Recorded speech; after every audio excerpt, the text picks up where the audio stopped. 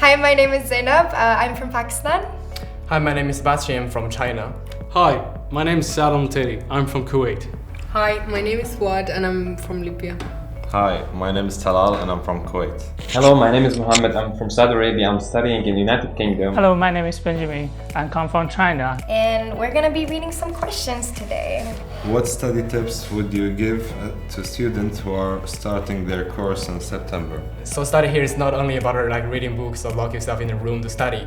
You really have to chat and to experience the culture by yourself. For me, I'm gonna give first an advice for myself because I always leave things till the end or the last bit, and that's really not helping me.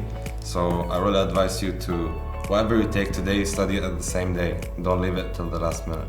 What is the biggest challenge you have overcome since studying abroad? I think routine as well. Routine Yes. is super important. Yes. I didn't I understand. was just about to say Yeah, this, the yes. importance of routine. Yeah. And getting up and having breakfast and then getting ready and taking time for yourself and then going into class. It's super interlinked, but Yeah. routine was super important. Sort of time management, because many students come here it's their first time to live for their own, study for their own, manage their whole manage their own thing for themselves. So you're gonna manage the time a little bit, carefully manage your time. When you think you're going to the United Kingdom and you'll be yeah, I'm lost here. I don't know what I have to do, and then you face it. Yeah, I'll challenge myself. I'll speak English much better than my language. Yeah. For me, mainly socializing with people and communicating, more open to people. Yeah, that's my biggest challenge.